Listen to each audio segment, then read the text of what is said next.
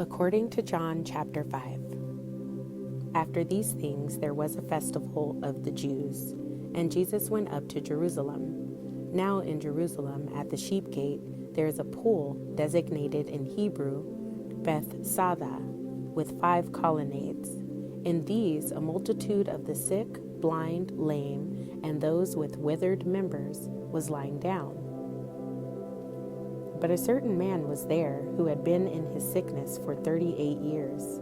Seeing this man lying down and being aware that he had already been sick a long time, Jesus said to him, "Do you want to become sound in health?" The sick man answered him, "Sir, I do not have a man to put me into the pool when the water is disturbed, but while I am coming, another steps down ahead of me." Jesus said to him, "Get up, pick up your cot, and walk."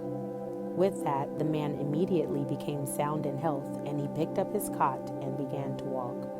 Now, on that day, it was a Sabbath. Therefore, the Jews began to say to the cured man, "It is Sabbath, and it is not lawful for you to carry the cot." But he answered them, "The very one that made me sound in health said to me, 'Pick up your cot and walk.'" They asked him, "Who is the man that told you, 'Pick it up and walk'?" But the healed man did not know who he was, for Jesus had turned aside, there being a crowd in the place. After these things, Jesus found him in the temple and said to him, "See, you have become sound in health. Do not sin anymore, in order that something worse does not happen to you." The man went away and told the Jews it was Jesus that made him sound in health. So on this account, the Jews went persecuting Jesus, because he was doing these things during Sabbath. But he answered them, "My Father has kept working until now, and I keep working." On this account, indeed, the Jews began seeking all the more to kill him, because not only was he breaking the Sabbath, but he was also calling God his own Father, making himself equal to God. Therefore, in answer, Jesus went on to say to them, "Most truly I say to you, the Son cannot do a single thing of his own initiative, but only what he beholds the Father doing. For whatever things that one does, these things the Son also does in like manner. For the Father has affection for the Son, and shows him all the things he himself does, and he will show him works greater than these, in order that you may marvel.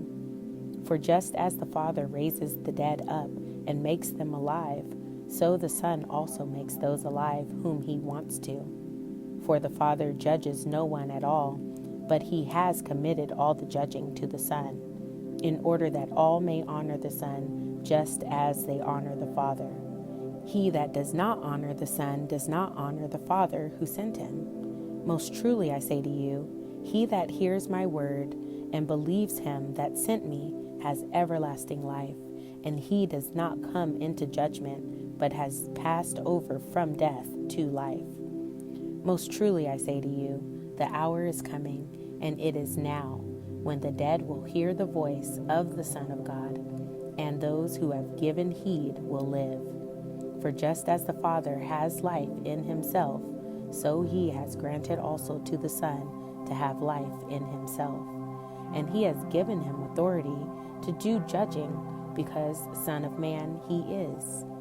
Do not marvel at this, because the hour is coming in which all those in the memorial tombs will hear his voice and come out, those who did good things to a resurrection of life, those who practice vile things to a resurrection of judgment.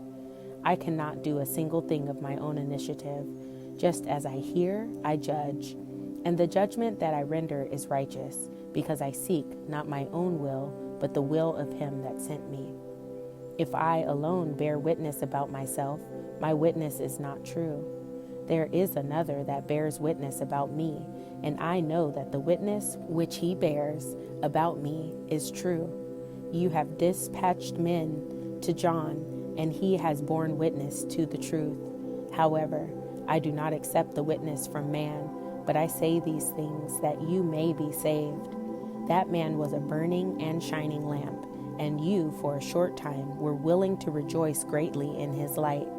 But I have the witness greater than that of John, for the very works that my Father assigned me to accomplish, the works themselves that I am doing, bear witness about me that the Father dispatched me. Also, the Father who sent me has himself borne witness about me. You have neither heard his voice at any time nor seen his figure, and you do not have his word remaining in you, because the very one whom he dispatched you do not believe. You are searching the scriptures because you think that by means of them you will have everlasting life, and these are the very ones that bear witness about me, and yet you do not want to come to me that you may have life. I do not accept glory from men, but I well know that you do not have the love of God in you. I have come in the name of my Father, but you do not receive me. If someone else arrived in his own name, you would receive that one. How can you believe when you are accepting glory from one another, and you are not seeking the glory that is from the only God? Do not think that I will accuse you to the Father. There is one that accuses you, Moses, in whom you have put your hope. In fact, if you believed Moses, you would believe me, for that one wrote about me.